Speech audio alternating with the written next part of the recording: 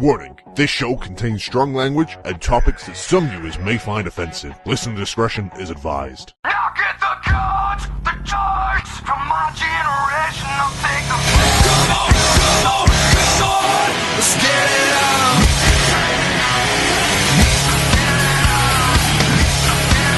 Don't get the loss, the money. We're in this together and do it all. They said that nothing's forever, and they refuse to see the change in me. Why won't they wake up? Welcome to Suplah City.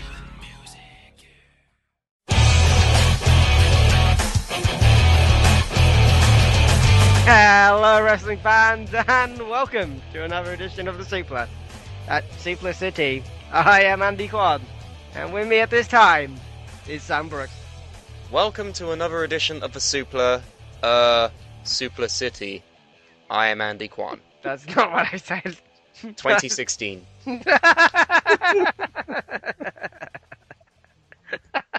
Who else is with us, fuckface? And with us is Fuckface 2, Liam Dunn.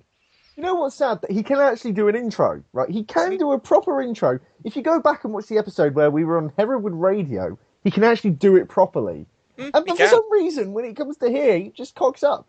He can't do it. I think it's because I was in a professional setting, and right now I'm not, so I'm just like, hello, him. Why am I mocking myself? Anyway, so, what are we talking about today, well, Sam? Firstly, before we move on, we're talking to me first. I was hoping we'd avoid this again. Just No, stop well, with it. hang on. First, I just want to give a little plug to whatculture.com. I've been working with them for the past couple of weeks. You might have probably seen a couple of my videos. 2 of them have gone to over 1 million views. What have you done recently, Andy? Oh, yeah, you still have a streak. Anyway, not that I'm judging or anything, but... I helped too, by the way. I was literally about to say that. What the streak was happening? Sam has also been helping. He's done a couple of those Photoshops. He's also done some assistant editing. And one that's going up very soon that I can't talk about yet. Sam edited half of it, which I thoroughly appreciate because I was so under it with technical issues that Sam took over. So, and Sam, you said it was a bit surreal seeing it. Oh yeah, you know, you actually do work on a podcast for so long, Andy, and then you see something that you've half edited go up and get 1 million views. I mean, Andy, isn't that great, Andy? It's the best. I do a lot of work here. Yeah. You don't just... I wrote an article, damn it! You can go to suplah.com right now. The first edition ever of Quan's Corner went up. Go read it. Yeah, go read it. It's actually pretty good, despite Do you the want to fact discuss that what it's about? Do you want to talk about I what it don't want to actually... spoil it for the people. View it. Go read it. It's not about spaff, is it? No, nothing to... Right, I can guarantee this. This has my guarantee. The word spaff is not mentioned once. It's a miracle. Hang on. Go read it. What did you think? Because I did the, I don't really like to admit it, but I did the top 10 sexual moments in WWE video on What Culture, and one of the little hidden Easter eggs for Suplah fans and Andy Kwan is Sonny's spaff cakes, which got through. No one noticed. No one said anything, and it's got through, and it's got it's got over 250,000 views in like... Spaff cakes! Oh my god, you should put spaffle cakes, not spaff cakes! No, Sonny's spaff cakes. It works so much better. Sonny's spaff cakes. Hey, who came up with that, by the way? That was Sam who came up with it. That was me. But I put the graphic together. He did. So, you know, it's a collaborative effort. Andy wasn't I involved also at did all. the Roman Reigns talk. No. I originated spaff, right? No, you didn't. Your ex-girlfriend did. So, without me, spaff wouldn't be a thing. I think Sam showed this on the screen right now as proof that it is. That is the Suplah little hidden Easter egg in a massive What Culture video. So, we're going to continue a tradition here that we have on the Suplah starting in 2016. It's probably one of my favourite things in the world. It is the riddle. Andy Kwan's riddles. We haven't got an official name for it. We just test him with these things. So, apologies. This isn't really a segment. It's just to prove how stupid it is.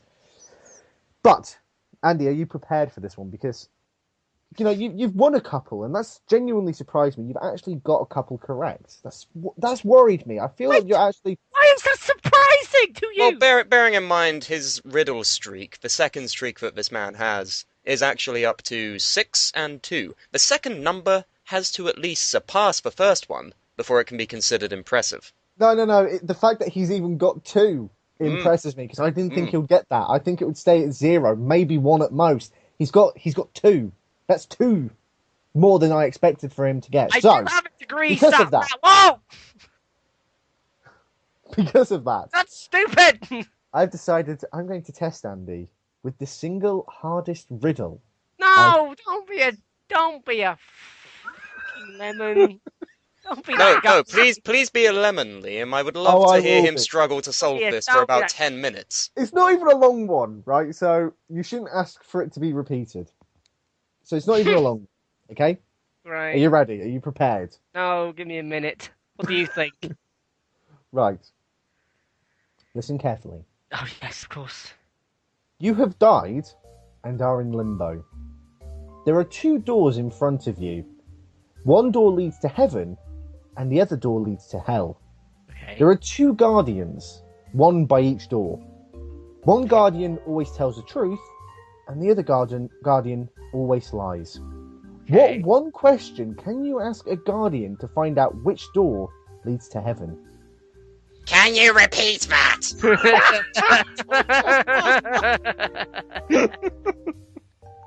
Okay, so what do you ask to get into heaven? Okay. No, get the door to heaven. To get the right The door. door to get what do you ask to get into heaven? I don't know. That's a different question. That's not the riddle I'm asking. Does God live here? That it?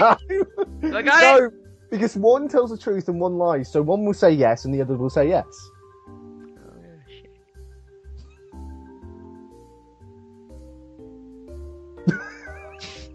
Oh, shit. Ah! I love this song. Ah! It's so nice to listen I've to. heard this riddle before, and I can't remember what the fucking answer is. Oh God, what do you say? I can't remember. I've heard this one before. What do you say? What the fuck? We can only tell him it after 2 minutes. Okay, so the one that God's hell lies, and the one that God's heaven is telling the truth, right? Yes, So logically, then but you don't know which one's which. they stood by the door. Yeah, but you can't tell which one's which. You can't tell which one's It's heaven. not like the door on the left has heaven written above it, and the door on the right has hell. That's the point of the riddle. They're identical doors. You have to determine which door leads where. What do you ask? If I had a little sign saying heaven, I think it'd be a bit obvious which one's the door. Does the sign lie too?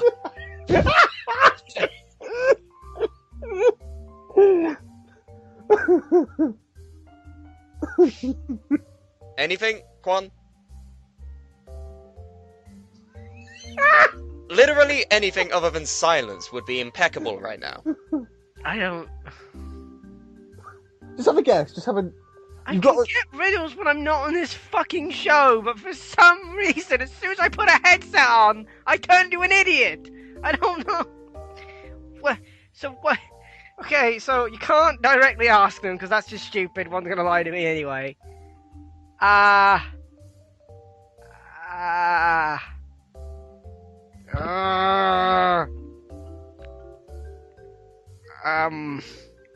hate fucking riddles. Can we stop this shit? No, really think about it. Really think about the entire process that you have right in front of you. Do you want me to repeat it? How will that help? I don't know. Just You repeat always the ask core it. facts. You Just always repeat the ask core it. facts that will help. Repeat the facts then. Okay, there are 2 doors in front of you. One leads to heaven, one leads to hell. Both are guarded by a guardian, right? The one that's guarding hell always lies. The one that guards heaven always tells the truth. What is the one question? You ask the one who tells the truth which one is which. But how do you know who's telling the truth?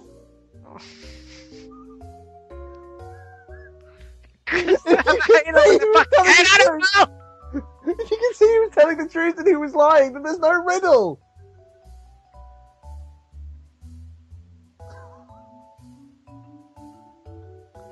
I'm gonna give him another minute before we tell him the You answer. have to ask the guard something. Yes. Well, that's why I said, what do you ask them? That's kind of I the don't point. know. I don't, it's got to be something to do with "Are you from heaven?" But you got to word it in a way that they're gonna say fucking. And can't fucking think the way you. Throw out as many answers as you can in the next 40 seconds. I don't know. I give up. I quit. I don't know. I'm throwing in the towel. Fuck this. I'm not. We have a show to do, but this isn't the riddle show. We talk about wrestling, so fuck this. I don't know. Okay, all right. Well, I'll put him out of his misery. This is clearly too difficult for him. If it makes you feel any better, Andy, when I first read it, I couldn't get it myself.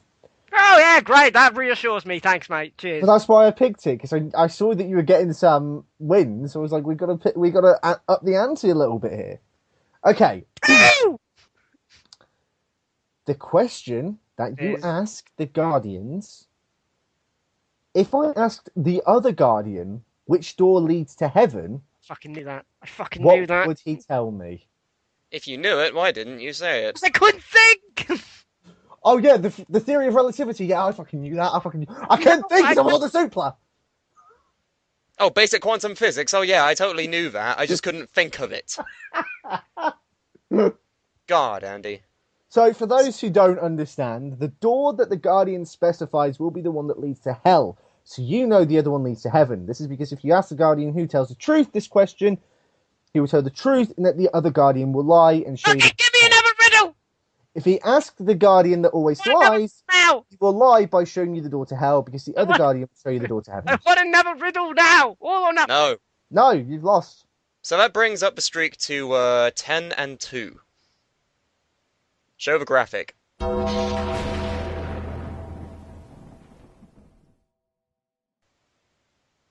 Alright. It's a shameful thing, Andy. It really is. At least you've got 2 out of 12. Yeah. You know, that's something. It's not bad. It's not bad. It could be worse. Could be 10-0. Could be. Well, actually, it'd be 12-0, wouldn't it? Oh, well done, genius! Brain of fucking Britain over here! Can't count to 12! Fucking idiot. He's in a bad mood because he couldn't Oh, get... I'm in a fantastic mood now. So, before we actually talk about what we're here to talk about today, we're going to talk about what some of our fans had to say to us regarding last week's episode, where we talked about the WrestleMania build and why we just don't care about it. Liam, what are your particular thoughts about the WrestleMania build so far? I like some of it. I don't like all of it. I think that it's got a strong undercard. Undertaker and Shane is going to be the big emotional match of the night. It might not be the most technically sound match. It might not be the most action-packed match, but it kind of reminds me weirdly of WrestleMania 28 when Undertaker faced Triple H in a Hell in a Cell match. It wasn't the most amazing match put together, but it was the emotion behind it that really made it what it was, and I feel that's what the Shane Undertaker match is going to be. I think we've got 2 tag team matches going, which is interesting. Their tag team's getting some more love.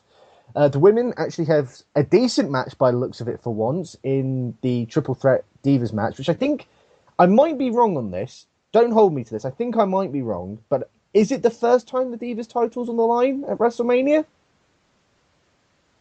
There was that one Battle Royal at WrestleMania 30, but that doesn't really count because it was a Battle Royal, so... So this is basically the first actual time that the Divas Championship is going to be on the line at WrestleMania.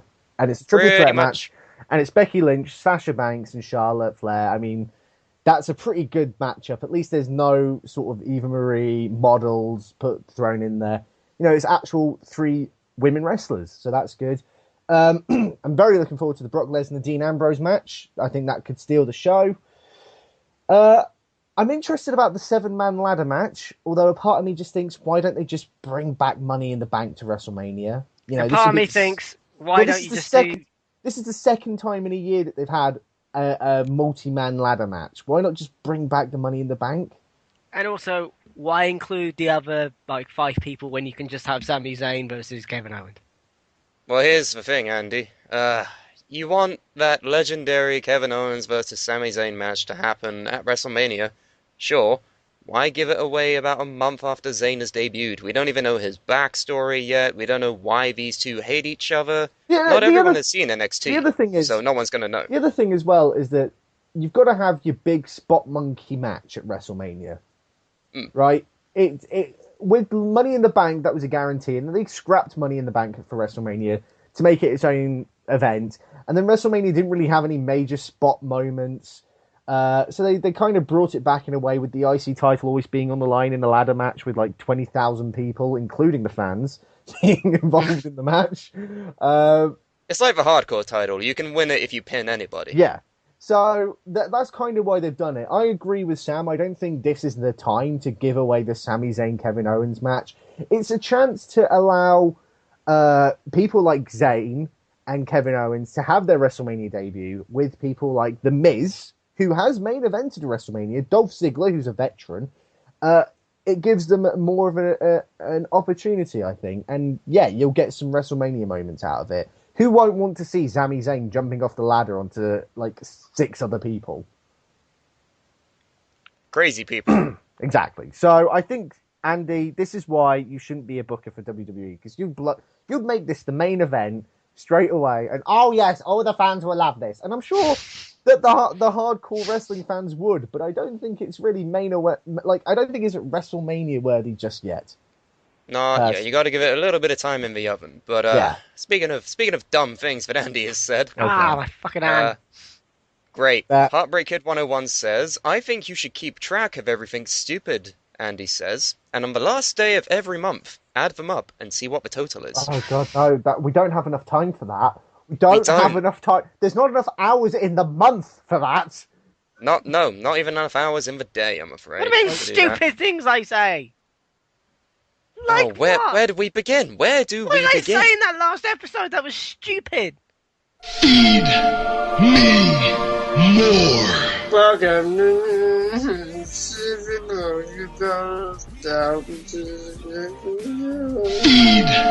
me more. And it says Bullet Club versus The Shield actually responded to Heartbreak Kid 101 and said, what would be better is if the rest of the Suplah crew challenge Andy to not say anything stupid and idiotic. Andy is WWE's Ryback on Twitter. The problem with that is that Andy doesn't know when he says something stupid. He doesn't know that he inflicts this amount of pain on everyone with, I don't know, triple-digit IQs. What are you talking about? I have a degree that I don't do anything with. Great, Andy. That's phenomenal, mate. I can do riddles, but when I come on the show and I put on a headset, I forget everything. It's the headset!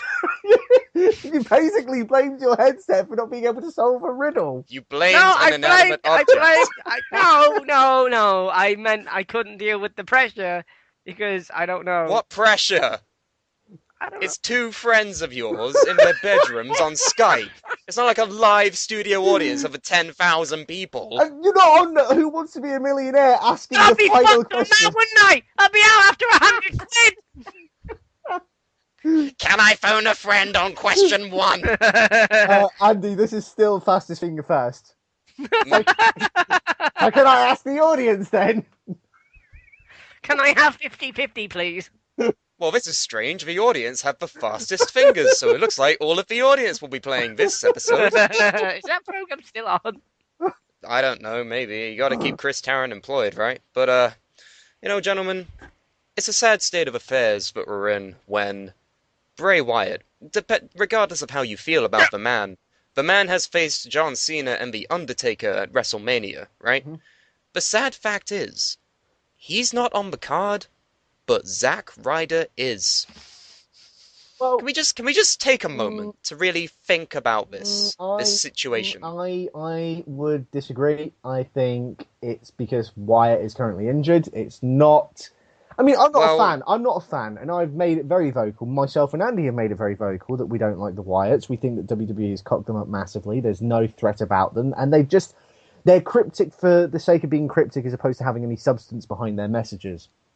You know, Bray, you can come out and say whatever you want. You could say that your ass is made of cheese, and say it in really cryptically and creepily, and that's fine. You can do that, but if you don't back it up, by proving that your ass is made of cheese, then it's just empty. There's nothing there. There's no substance. There's no ass there. There's no cheese there. Nope. So, I think I don't know. I think they've lost. I don't think they really know what they want to do with Bray Wyatt. I think they just want to make him creepy, but don't really know how to pay it off.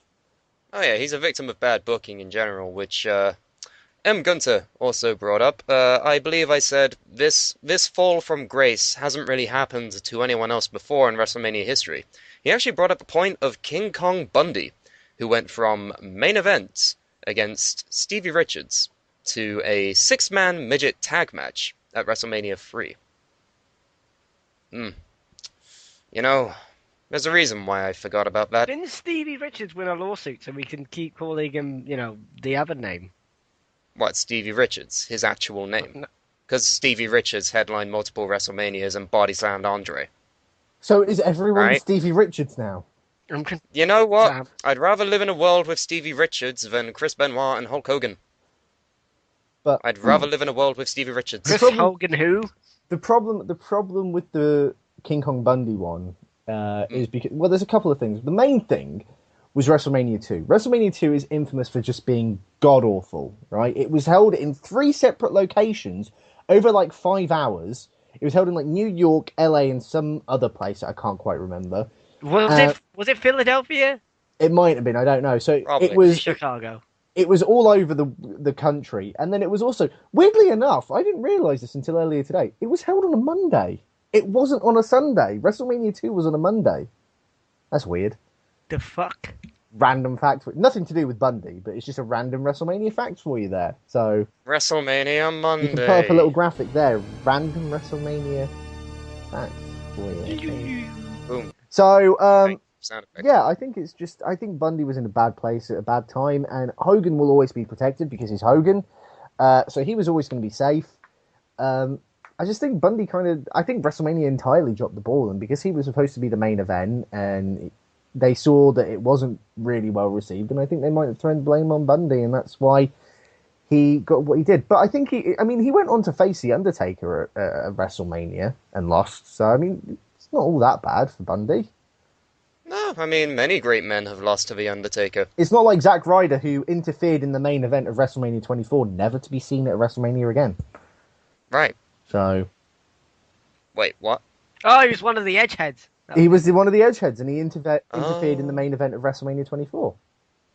And now he's in the Intercontinental title match. I think he had a match at WrestleMania 27 when he was like part of a 20-man tag team match. Oh, the he 20-man cost him tag the match. thing, didn't he?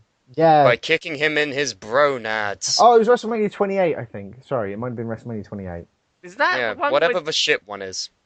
Yeah, that was the one with Laurinaitis versus Teddy Long. Yeah. Yep. Where the Bellas split up. Like, one Bella was like, I'm Team Johnny. And the other one's like, I bet you're fucking Team Johnny, aren't you, Nikki? Sorry. References. And then Brie was like, I'm Team fucking, I don't give a shit. No one cared. No one cared. And I can't care now. I didn't care then when it happened. So why would I care now? Right, I'm not going to talk about it. There's no point. It's a waste of my time. So I got a final comment here that says, it's a shame this is supposed... Oh, sorry. This is from Young Father. Young father. I forgot. Young Father. Andy? I'm not a dad! Why do people keep saying that? For fuck's sake! So we got a comment from Not Andy Kwan, Young Father, who says, it's a shame this is supposed to be one of the biggest, if not the biggest, WrestleManias of all time. It will be funny, though, when Reigns wins and people boo the shit out of Vince. The thing is, Yep. he's assuming something. He's assuming the fans are going to stick around for it.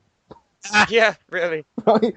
I got to admit, if I was there, I'd probably walk after the Dean Ambrose match or the Undertaker yeah. match, whichever one is the last one before. Basically, the penultimate match at WrestleMania 32 is the real main event. Everyone else will walk out after that's done because we don't care. It's like Yeah. 100,000 people into one stadium, and then the main event is going to be Triple H, who shouldn't even be there. The guy should be retired, and Roman Reigns, who he's just got no charisma. How is he's not bringing It's going to 100,000 be people? the first time in WrestleMania history, empty arena match.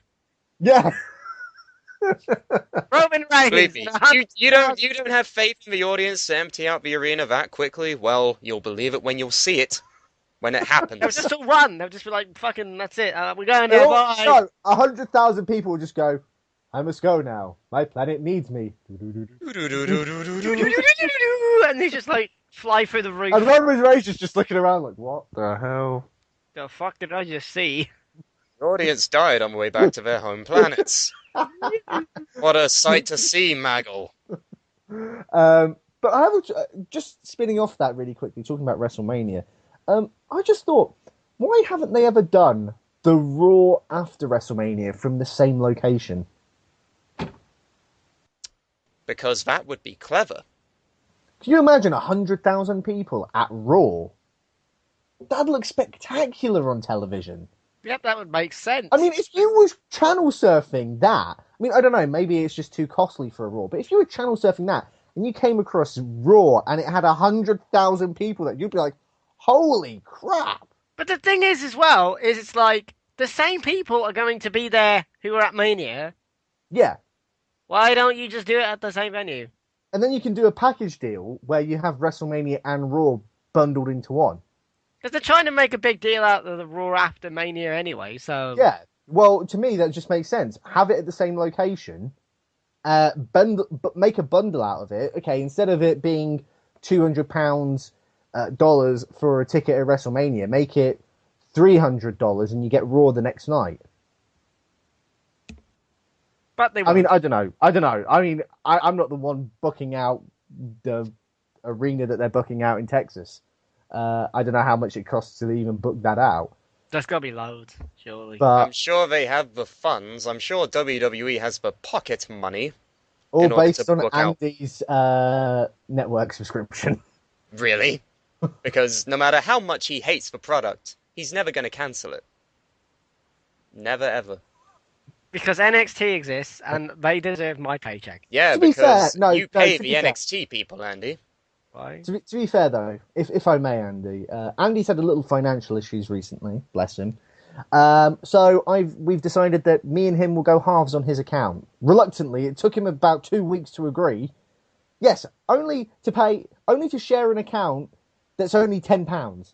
It took him 2 weeks to agree to, right? Andy No Kwan word in of a a lie. nutshell, really. So even though I said I'll pay you half, he was like, I don't know. Okay, you might do something. I'm like, what would I do?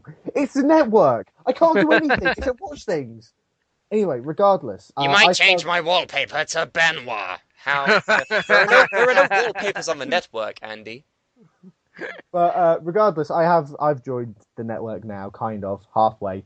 You're And enjoying I've yourself. I've actually enjoyed a lot of the original programming, specifically the Monday Night War series. Has been pretty amazing. There's been a couple of filler episodes, like there was an episode dedicated to Chris Jericho.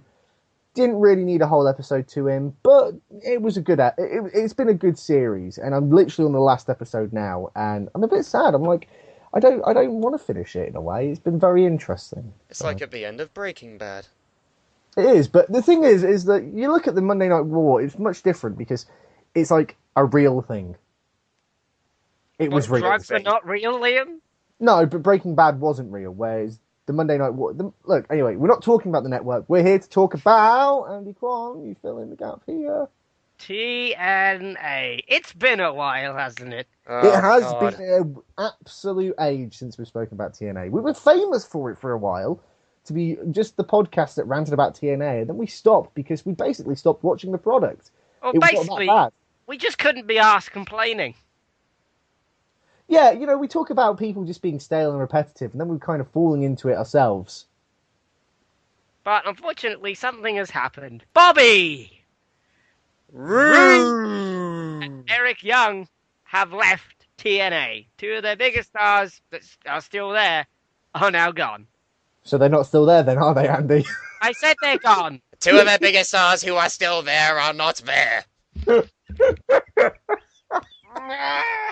I meant who were still And there. this is why I'm now gone. people want Right, to counter. put that in the one column for stupid Andy. Fucking hell. We should just keep a stupid Andy counter in every episode we do. Yeah, it was up. It was up. I put it up there. Oh, good. Oh, good. Bing! There it is. Happy now, Jesus. Right. Um, So why have Bobby Roode and EY Eric Young left their company that they've been with for over a decade? well, to put it in layman's terms, Bobby Roode felt like he wanted uh, more pay because he's been there forever, and they weren't paying him the same. So he's like, I'm off. And Eric Young was kind of the same thing. It's like, I've been here since basically the beginning, and you're not paying me what I think I deserve to be paid, what I feel like I'm worth. I'm off. Okay, thanks, bye. And here's a key thing to point out here. It's believed that they were offering Bobby Roode and Eric Young the same amount of money as newcomers and part-timers in TNA. Are you fucking kidding me? They've been there from the beginning! The beginning! Yeah, no, they're paying them, they offered them as much as they would pay the new guys or part-timers. What part-timers are there in TNA anyway? Is it Bobby Lashley who's a part-timer there? I believe so. So they're paying one Bobby about as much as the other Bobby, and the other Bobby wasn't happy about the other Bobby being paid Bobby. So Bobby left. Bobby. Is this another riddle? I'm confused. What are you talking about? So the If point Bobby is, was paid Bobby, and Bobby was also paid Bobby, how much Bobby would Bobby have Bobby? Bobby. Bobby would have Bobby. Bobby. Bobby. Eric Young. Okay. So the point is that like I don't understand why they wouldn't be paid loads. This guy, well, they're both former world champions for God's sake. God, that hurt my head how Eric Young was a world champion. But yeah, they're both former world champs. Why don't you pay them enough? Yeah, I mean, you think about it like this, okay? TNA's biggest stars have gone over to NXT. Even James Storm, briefly, went over to NXT before he came back. You gotta think to yourself, I know there's only a certain amount of funds that an energy company can provide, but you think they would at least pay the people who have been there since day one almost enough to keep them there. I think we're also missing another thing here that's going on. With people like Samoa Joe and AJ Styles and Austin Aries, these former TNA stars that have now gone over to WWE and found success themselves. Well, not even just in WWE. Just look at what AJ Styles did. You can't help but imagine that maybe the grass is now greener on the other side. There's no secret that TNA, I don't want to say is a sinking ship, because that's giving the impression that it's going to go out of business. And we've been predicting that for about 8 years. And it's kind of like that relative you just want to let, die. And they won't go, right? That's what TNA is. So you can't help but think that maybe they've realised that the product is stale. They've said that themselves. Well, Bobby Roode actually said that himself in an interview. There's no secret. There's no secret that the company has been. It's crap, right? The product's crap. The company's it's so badly mismanaged. I don't know how it's still afloat. I mean, I really don't. So you can't help but think that this is their way. They want to go out and do other things and probably make more money, make themselves bigger stars, or possibly try out WWE with NXT. Because NXT would be a very similar schedule to what they used to with TNA, but it's with the WWE, which is a far more marketable brand. And not to mention the fact that NXT, specifically the NXT brand, is a much cooler place to be than TNA. Yeah. How many viewers at home watch TNA? Very few compared to NXT, which not only has, I believe it is televised, isn't it not? It's televised overseas, but it's only on the network in America. So you have overseas television, which is already pretty good because overseas people love the wrestling just as much as the Americans. And in America, you get it streamed online. So you have a better online presence than if you were in TNA. That's pretty good exposure. You can get NXT in this country on the network. Exactly. The network is the key to getting exposed nowadays. This is why this new Cruiserweight series is going to be so great. Is because it's letting people who are underutilized and underappreciated in TNA or any other company for that matter, the And the thing- opportunity to get more exposure. And it's booming. TNA, these are Bobby Roode's exact words, which I'm reading off my phone. It says, "I'm not sure if TNA was the right fit for me anymore. The brand has been stale for the last little while, and the growth wasn't there as it was in the early years." Which is true. They It's very don't. true. They haven't done anything new since. I No, mean, I'll tell you what arguably the killer the Hogan era, but then like. I'll tell you what the killer is, right? TNA started off in 2002, and for, I'd say about 6-7 years, it really started to grow. They were consistently putting on better performances than WWE. They were putting on better storylines and generally a better product in a much smaller area, right? They were in Universal Studios, so they didn't have as much money. It was something, it felt, I don't want to say like an indie show, but it just felt different. It had a different feel to it. And then Hogan and Bischoff come along, and in their infinite wisdom, they get rid of the six-sided ring, which was unique for TNA in America. Yes, there was a promotion in Mexico, I believe, that had a six-sided ring, but TNA made it famous in America. That was their identity. And Hogan and Bischoff get rid of that and only have it as like a one-night pay-per-view thing a year. Then they bring back Russo. Then they try and go national with the touring. Didn't work. Then they try and do the Monday Night War again. Wow! 2 months later, they have to move because they failed that badly. And it's not been able to recover since. And then the other thing that hasn't happened is the constant moving of networks. 1 minute they're on Spike, then they're on Destination America, then they're on Pop. Well, they don't have a home. And networks don't really want to touch it. About this time last year, maybe a couple of more months on top of that, we didn't even know if TNA was even going to have a home. Well, They were worried that they didn't have a new network. And and Eric Bischoff put it brilliantly, again in the Monday Night War, you can have everything you want, but if you don't have a TV slot, the company's worthless. Yeah. And it's roughly, I'm fully expecting, roughly about now, that we'll get a news story from good old Dave, and Dave will be like, LOL, Pop TV don't want this shit anymore.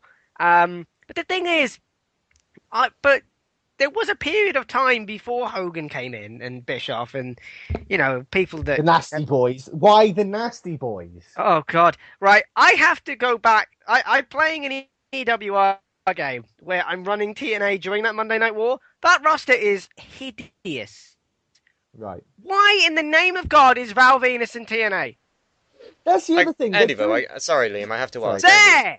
How many people are in this EWR TNA roster? How many at this time? There are loads. They've got, like, Raven, Dr. Stevie Richards. Do you have a number? Abyss with his magical ring. I fired half the rosters, so no. Well, great. Okay, so point being, there's a lot there. The TNA roster now, someone actually figured it out. They have 25 male wrestlers and 8 female wrestlers. For some perspective, that wouldn't be enough. The entire TNA roster could compete in the Andre the Giant Memorial Battle Royal at WrestleMania, and it still wouldn't be 30 men. Oh my God. It would be 25 men and 5 women. I'm booting up my EWR to see what the actual number is when the game starts. The other problem is that they've fallen into the problem that WCW had, right? They did the whole thing of, well, they're former WWE stars, so they've got an established name. We'll hire them. Who left WWE and didn't touch TNA? Very few people. And, okay, when it started out, you had Jeff Jarrett found it, so of course he's going to be there. But Randy Savage was at the start. Okay, you need a couple of legends in order to give the promotion some validity and to get the name out there. I get that. But then Kurt Angle came, and I think he was the last major one where it was like, okay, you're getting a few too many of these guys now. And then just more came, and more kept coming, and coming, and coming, and coming. And it was just like they made a stable out of former WCW guys. Basically, and Kurt Angle. That was it. Right? It was like Booker T, Kevin Nash, Scott Steiner, Kurt Angle. It was too much. It was the people that we'd seen all over WWE and WCW since the 90s. here's the They worrying. didn't have their own stars, really. This is the thing. Like in my article, which I will slightly spoil, is There you go, another one. number 2. Anyway, so I quote Paul Heyman in an interview he did in 2010. So this was the same time that TNA had just lost this war, and So this is really when they started going on the downturn. well, yeah, this is like Paul Heyman revealed that TNA contacted him to just run the whole thing, and he went. The thing that TNA has done is they've marketed everyone else but themselves. Because you remember at this time they had the ECW reunion show for some reason. Oh And yeah, they had- WWE had one or something. Yeah, I'd say. so they had their own, and they just didn't market anyone. They said they brought in all these old fuckers, and they haven't added anything. And then in the most recent one he did with Ariel Helwani, he went, well, TNA brought in Kurt Angle, Ric Flair, Hulk Hogan, Mick the Foley. Dudleys, Mick Foley, Jeff Hardy, Matt Rhino. Hardy, who Rhino. else? Rhino. Right. See, they brought all these people in. He says, did they make an impact? To pardon the pun? No, they didn't, because they didn't fucking use them. And then, like, they go away, and now you have no one left. Which is now my bit I'm adding in. Like, now you have no one left. They basically, they were like parasites. You brought in a load of parasites, they've now just fucking used you, and now they're gone, and you've left with a fucking corpse. That's what you have left is TNA. Well, let's just have a look at like the main event of TNA currently, right? You have Drew Galloway, who was Drew McIntyre in WWE. You have Matt Hardy, who is with Tyrus, who was Brodus Clay in WWE. You have Eric Carter III, who was Derek Bateman in WWE. You see the pattern yet? And here's the thing, right? At this point, TNA has, off the top of my head, 2 homegrown talents left, and they are Abyss and James Storm. Yep, that's it. Both of them are in tag teams. Yep. Abyss is the tag team champion with a guy named Crazy Steve. This is how you treat your homegrown stars. And Even let's James not... Storm left at one Even point. James Storm. This is the only one who stuck as being loyal, and I don't know why. He got contacted once to do a program with The Undertaker, and he turned it down for some reason. Here's the thing about James Storm, right? James Storm leaves TNA, has 2 matches in NXT. TNA are like, baby, please come home. I've made your favorite dinner. We'll offer you twice the amount of money that WWE will. And it's guaranteed. And it's guaranteed. James Storm goes back to TNA. They lock him into a contract, and they reform Beer Money to the excitement of everybody. You mean the several dozen people in the crowd? Right. All 10 of them. The 10 people that are at Impact tapings. They excited all of them, right? At this point, they need mirrors just generally everywhere. They do. My favourite idea that we've ever had is getting tumbleweed and putting it in human clothing to substitute the TNA audience, right? Drunk tea at the wrong time. Right. But they've reformed Beer Money. Everyone, all 10 people are excited, right? They've locked James Storm in to stay with TNA for, let's say, a year or 2 years, however long his contract is. Forever. They didn't think to lock in Bobby Roode. So Bobby Roode goes, Beer Money lose the tag titles that they just won to Abyss and Crazy Steve. James Storm, sorry about your damn luck, buddy. That worked out well for you, didn't it? Does this mean that James Storm is now going to go back to pushing Mickie James in front of a train? Because that's a storyline we all really want to see again, isn't it? Oh yeah, I mean, if she worked there, then by all means. Oh, sorry, yes, I forgot that. But also, another former WWE employee. There you go. I don't get how this thing still is a thing. I don't... Like... Great sentence, Andy. I don't get how this thing is still a thing. Number 3! I don't understand how this company still exists. Like, seriously, though, I don't get it. Like... All they do is do the same things over and over again, and then they don't learn from them, and they just presume that everything's going to be A-okay. I don't get it. No wonder Panda Energy are not actually funding this thing anymore. Ah, well, okay, so that begs the question. If Panda Energy aren't funding TNA, how is it alive outside of a contract with Lucifer himself? Well, apparently, like, they're not funding it properly. I don't know what they like. According to Meltzer, that's why they were looking for people to come in to like finance investors to come in and actually like put money into it. Because Panda Energy are like, no, we're not doing this anymore. This is stupid. Why the fuck would anyone want to do this? This has been losing us money for over 10 years. No, we're not doing it anymore. Either Dixie's got a bit of money or Billy Corgan is like funding it. I don't know. No, Billy Corgan, what he does is after the show, they all go to a bar and he just spends the next hour playing his guitar. That's a fact. He does that. Joey Borash is like, oh yeah, backstage is so chilled because after a show, we go to a bar and Billy just plays music and it's just so amazing. Fuck off, Borash, you knob. Yeah, What the hell is that? It's That's true. like John Laurinaitis playing the organ after Raw. Oh, the backstage environment is so chill because Billy Corgan plays Wonderwall on his guitar. What? What kind of company are you? I find it ironic that he's the lead singer of Smashing Pumpkins. Why don't he just start playing Doomsday Clock and just go, Dixie, this is a metaphor for your company, LOL. Do you remember my album, Melancholy and the Infinite Sadness? That's what TNA stands for. What the fuck? Like, seriously, though? But I feel like we're not talking enough about these two men that are currently leaving. Bobby Roode and Eric Young. Well, NXT bound, maybe? Well, the thing about Eric Young, and I just want to talk about his TNA career to start off with, right? Of course.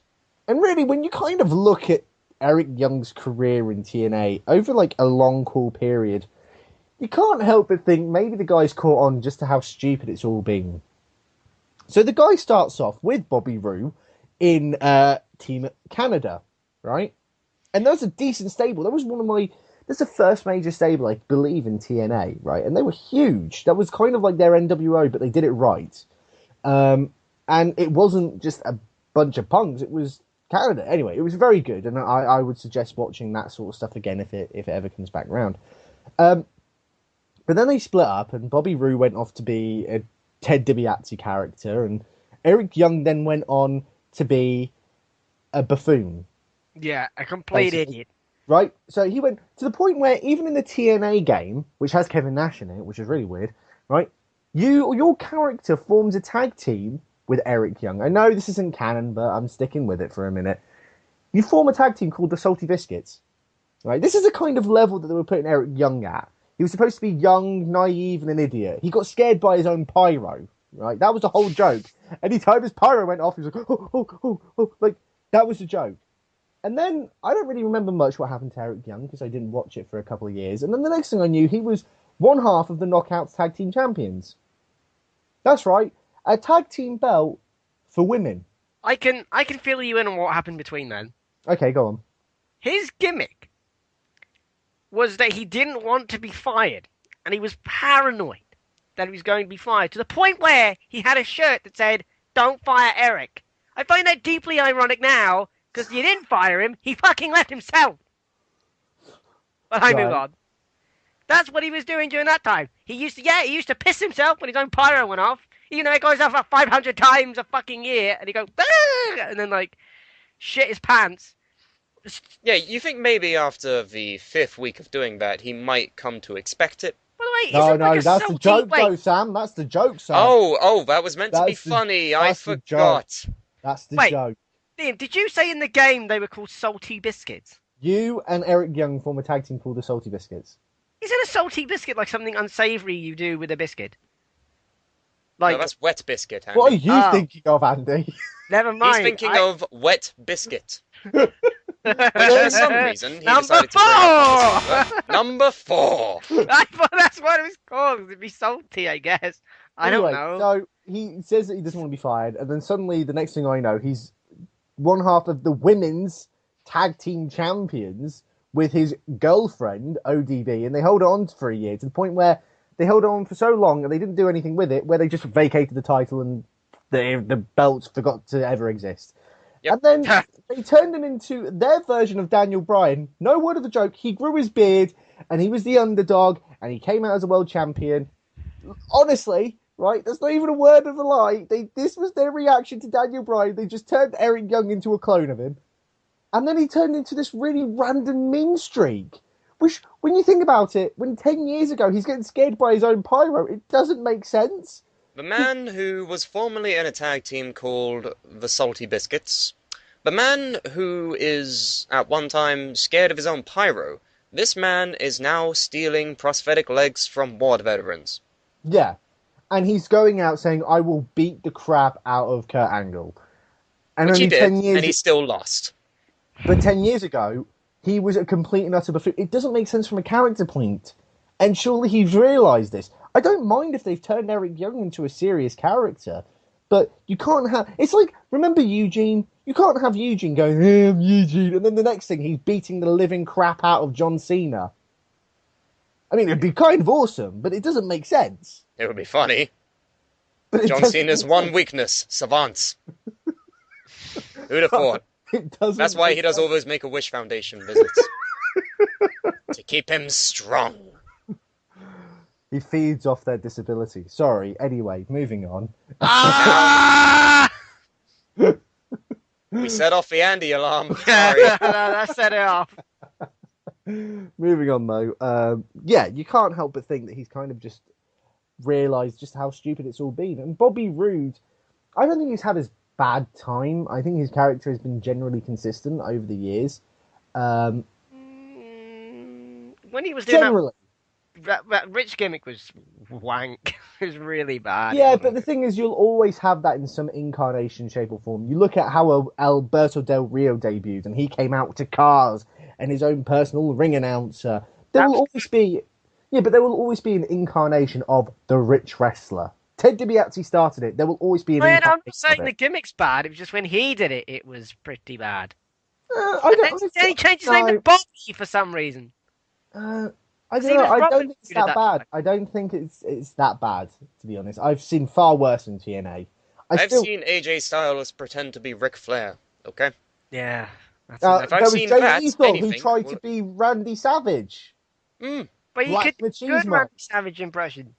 Yeah, We could do a good Ric Flair impression. Come on, he's doing... Look, anyway, we're going way off topic. That's not the point. The point is, I didn't actually mind Bobby Roode, and I think he's had a more consistent character over the years. He was a good heel champion, especially when he had to fight Joker Sting. Oh, God. See, this is He what had I mean! to put up with that. This is what I mean. Joker Sting was pretty shit. Do you think, if Bobby Roode did go to WWE, and he encounters Sting in the halls, would it be a bit awkward? Will he be like, I'm going to put on my boots. I'm going to put on my face paint. I think that's why Sting and Bubba Ray haven't shared a show yet. Because it's a bit weird. Bit awkward. There's a reason why Sting has only ever been involved with Triple H and Seth Rollins. Yes, exactly. And John Cena and Randy Orton. But essentially, what does this actually mean for TNA now that they've lost another two of their homegrown stars? I mean, like we've said, they've lost AJ Styles, who was there with them since day one. They've lost Austin Aries. They've lost Samoa Joe. They've lost so many of these characters. I mean, Jay Lethal, he's now with ROH. What does this mean for TNA? I mean, I'm not going to say that they're going out of business because we've been saying that for years to the point where we've even stopped saying it because it's just like, this is the company that will not die simply just to spite us. And I think they're alive simply to spite the Suplah. Right? That is my theory. That's it. That's the only reason. Dixie's like, these British pricks keep taking the piss out of us, so we're keeping this thing alive until we literally have no money left. Yeah. I think At which point, we will buy TNA and keep it alive ourselves, just so we can complain about it. Yeah, pretty much. That's the plan. Get ready to see World Heavyweight Champion Barry very soon. That's better than fucking who they have now. Drew Gallows. Drew Galloway isn't actually terrible. No, he's actually very good. WWE dropped the ball with him, and I will always say that. They definitely did. But they've capitalized, but at the same time, he's a former WWE guy. He is, plain and simple. I know you mentioned Derek Bateman EC3. I would argue that the only good thing they've done in the past few years is EC3. EC3, Yeah, I no, must agree. no, Took a shit guy and made him good. Yeah, I'm not saying that they didn't, but he was a WWE guy. Okay, he didn't make it to the main roster. He was on a crappy form of NXT where it was like this. It wasn't even like it was in this weird limbo where it was like a third brand, but wasn't a third brand. It wasn't quite the reality show. Whatever. It was just. It just stupid. existed. It You was know, it there was because just they had to fill there. a quota, right? And they were Yeah. building the show around him, and it was crap, and everyone hated it, and it was a waste of time. Yeah, they've made EC3 into a legit star, and I'm not saying that they're not, but he was a WWE guy, and it's not like he just spent time in FCW where no one saw him. He was on an actual show in front of, he was in stadiums or arenas for WWE. He's a WWE guy, and that's what I mean. Bobby Lashley, they're all the main event players are WWE guys. Because all their homegrown talent has left, except for Abyss. Yeah, literally Abyss and James Storm are the only two. But even he left for a little while. Yeah. Even James Storm left for a little while. So really, the only consistent character throughout TNA, no matter how bad it gets, is Abyss. Yeah. What does that say about your company? But so let's just say, what does this really mean for TNA in the long term? Because I think it can't be a good sign that these most loyal employees who have stuck with the brand for years and years, even they're leaving and saying it's stale. What do you guys think is the future of TNA at this rate? There is no future. There is very little future, to be honest. I'm just sitting back in my chair, and I'm waiting. I'm waiting for it to go. And the fact is, I keep seeing all of these news reports that all of these stars are signing new contracts with TNA. Mike Bennett went to TNA. The Legionnaires, Sylvester Lefort and Marcus Louis, they went to TNA. All of these new people, Cherry Bomb, the women indie wrestler, is now in TNA. And I gotta think to myself, guys, what are you thinking? Have you not seen TNA fall apart over the course of 2 years? Why are you going there? What could be there for these people? I mean, when you It's say sad. fall apart, you mean like literally it is a company that is falling apart. The networks don't really want it. Their parent companies basically disowned it. I don't understand why. I mean, I don't know. I don't know how they are making profits because they are barely selling out shows and they're not even in massive stadiums anymore. And even if they are, they give away tickets for free to try and fill it out. I don't know how they're making a profit. And the thing is, people like Mike Bennett are actually. And sorry, trying- can I just say, there's another one thing, right? Yeah. Their announce team of Elijah Burke, I forgot his TNA name, D'Angelo De Niro, the Pope. the Pope, right? The Pope and Josh Matthews, again, former WWE guys, not like they had Mike Tenay and Don West, who were actually, okay, yeah, Mike Tenay was a former WCW guy, but Don West, literally, the guy would orgasm at anything. It was amazing. Like, Oh my god, a punch! it's like, oh my god, Tenay, he's walking to the ring! Oh my god! Like, Oh my god, a suplex, most deadly move in TNA! that's the sort of enthusiasm we want. It was amazing. But they've got rid of them, and now we have former WWE guys again. But not just that, they're not even at ringside anymore. They do their commentary in fucking wherever they are, Nashville. Inside the big blue box they keep at Nashville. Because No, they but stand in they front of the can't- green screen and they react to things that have already happened, even though they've clearly just been told about it 5 minutes earlier by the They production can't- assistant. Even have their commentators at the event live to get their live reactions. They can't even do. They're like, we've got like 4 years worth of tapings here, guys. Right? We've got 4 years worth of tapings. Just sit down and watch them all, and we'll just get your reactions there. But I've read it online. Doesn't give a shit. Just I read it online already. Oh god. Do you think the Fine Bros could sue TNA for stealing their React concept? That's basically what it is. It's not a commentary. It's a React video. It's- It is literally a 2-hour React video. Of Here's two the saddest. people. Here's the saddest thing of all, right? I recently, out of boredom, watched because TNA put it online themselves. The main event of Bound for Glory 2005, which had Sting versus Jeff Jarrett and Kurt Angle was like an enforcer. They just brought Kurt in. Mhm. The company looks amazing. They're in this amazing arena. They've got a huge stage. They have a great roster of people. It looks really good, and They have lasers, they have smoke. it looked professional. It looked like an up and coming company. What happened? I'll tell you what happened. Everything. And that's the problem. And it's sad because you had Mike Tenay and Don West.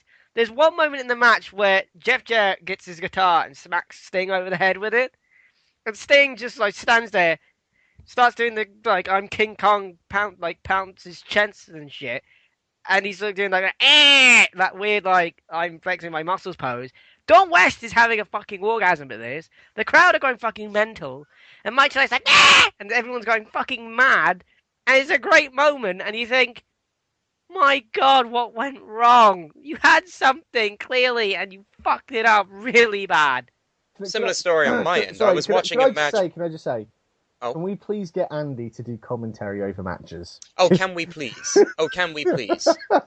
Just imagine. What was the year when Shawn Michaels descended from the heavens at WrestleMania? What year was that? 12? That was just WrestleMania 12. 2025, so go back to like. Oh, that one where he came Yeah. down as God. Yeah, he literally descended as God. Can we get Andy commentary over that? He's doing the thing where he raises his arms and he's pretending he's God. And everyone's like, eh! I am God. Da, da, da, da. Andy as a commentator would be the best thing ever. He would make, honestly, right? I tell you what, here's your plan, TNA. You can have this one for free, right? Because I want it to happen so badly.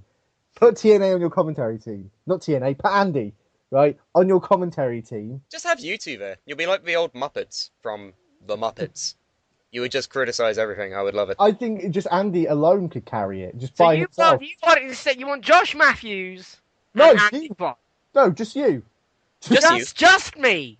Just Crazy Steve comes out and Andy's just, oh, for fuck's sake, what a He's a fucking clown. What is this shit? The decay? What is this bollocks? What the hell is this shit, Dixie? That's my Dixie, favorite what's thing, this right? bollocks?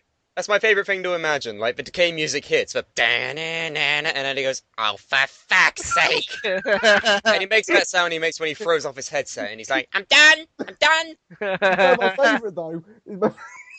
Yeah, my I want. Right, I want to- Wait. My favourite would be is that he had to reenact all their theme songs of all the wrestlers, and then when somebody does something like so, someone's like the babyface is getting beaten down by the heel, and then the babyface comes back, and then you just go, "Oh, he's come back!" My God, it's easy free. Double. Double. You just can't say what trouble. You say double. You know what? For the final TNA episode Oh, it's ever, Rockstar Spud. for the final Sorry. TNA episode ever, I want to be a part of that commentary team. Like, just on my own, going, ladies and gentlemen, this is the final TNA episode. And it just cuts to like Well, to be honest, Andy, right? If you grew like a couple of feet and then you put on a suit and like went off on Twitter, you could easily be mistaken for Josh Matthews. Yes. To very be fair, easily. yeah, I probably could. Yeah. Very easily. I'm going to look into that and see if we can actually make this a thing. We can. But as I was saying earlier, before we went off on a weird tangent, Yeah. I was watching a match and it was between two of my favorite wrestlers, AJ Styles, and the fucking king of New Japan, Hiroshi Tanahashi. The biggest star in the other side of the planet, alright? Right. You know, I You- met you him. I didn't had- know who he was. Right. You had a partnership with New Japan at one point. Yeah. Oh, yeah, they did, didn't they? People would kill to have a partnership with New Japan now. But the way they treated the people who went there on excursion, it just got them into a rut where it's like, you have two homegrown stars. One of them went away for like 5 minutes, and then he came back after you trapped him with more money. So, to some extent, you gotta feel happy that Bobby Roode and Eric Young are finally jumping ship. And maybe, hopefully, as Dave Meltzer rumors, go into WWE. It's kind of like when you see, when those Chilean miners got lost down in the mine after the collapse, and then they got out and everyone clapped and cried and cheered. It was the most amazing day ever. That's what they must be feeling like. They must be feeling like those Chilean miners coming out of the hole. They've been stuck underground for 12 years. I mean, that's a long time. Having to face Sting, having to face the main event Mafia, having to pretend to be Daniel Bryan. And now, they're free. They're free to go and do whatever it is they want to do. And I, hopefully, want to see him in NXT. And I think on that note, I think we should probably end the show there. We should. Also because we lost Andy in the fire of the internet. Oh, brilliant. So it's just me and Sam closing this. It is indeed, and I gotta ask, everybody at home, what are your thoughts and feelings towards Bobby Roode and Eric Young leaving TNA? Is TNA gonna die this year? Maybe this year? Hopefully this year? Let us know in the comments below. And also, let us know, what would you do to make TNA better? I said I'd put Andy as the commentary team, just him by himself. That's what I would do to make the product better. But what would you do? What would you do? Let us know in the comments below. You can also go to Suplah.com, where we have a variety of good articles. These two have written articles, Liam and Andy. I believe Andy has his first ever edition of Quan's Corner. You plugged that at the start of the show, yes. You did. And Liam, what did you write for the website recently? I wrote an incredibly long article about the history of John Cena at WrestleMania and went through each one of his matches, what led to it, and what happened after. You'd be quite surprised. A lot of them actually tie into each other. Like, there's an overarching storyline between a lot of WrestleManias for John Cena. The other surprising thing was that can't even say his name now. John Cena had his first non-title match at WrestleMania 28. Bearing in mind, his debut was at WrestleMania 20. So between 20 to 27, he was in a championship match every WrestleMania. For 7 years straight. Yes, and he's only lost 3 times at the event out of 12. 3 times. So you can read more about that on Suplah.com. You can also get host biographies and MP3 downloads of this show. There you go, as well as some little hidden songs that we've created over the years. Yes, indeed. You can also go to WrestlePundit.com for all the latest memes and rumors and news in wrestling. You can also find us on iTunes, even though it doesn't work. We're still there anyway. You can search our name and find us. Oh, Andy's back. Great, you interrupted me during the plugs. Oh, we're finishing show. Okay, sorry. Yes, we are. You can also follow us on Facebook, follow us on Twitter, and follow us on Instagram. Search for Suplah, and you'll find us. And you can also go get some lovely Suplah shirts over at redbubble.com/people/the Suplah. I must say, they look very good on absolutely everybody. So there is no excuse to not buy one. No excuse, except for, living in a cardboard box. So I don't quite know how you're watching the show. Not an excuse. You want to look stylish? Not an excuse. You want to look stylish while being homeless? Get a Suplah shirt. There you go. That's right. There you go. Style and profile and not be in a house. You can be like Ric Flair. You might be homeless, but fuck it. You've got a Suplah shirt on. People will think you're cool. Those who know it. The only home you'll ever need is in a Suplah shirt. There you go. That is the tagline for this. That's the tagline for the shop. There you go. And if you missed any of that, it will be in the description for you. So, what will happen next week on the Suplah? Will Andy's riddle streak go up? Yes. Will we complain about things? Yes. Will Andy go offline randomly? Yes, he will. And don't forget, forget, that and more next week. It's also the last show before WrestleMania. Oh my God, we're at Suplahmania, right? Suplahmania. We're go. nearly there. Nearly ready for Suplahmania. Our third biggest show of the year, I think. Yeah, we have a lot of big shows every year. Yes. It gets hard to keep track. But I've been Sam Brooks. We've also had Andy Kwan. And who have you been? I've been Liam Dunn, and still am Liam Dunn. Still am, and will probably always be, unfortunately. Goodbye. Goodbye. So, why is Andy What? I was given a plate of donut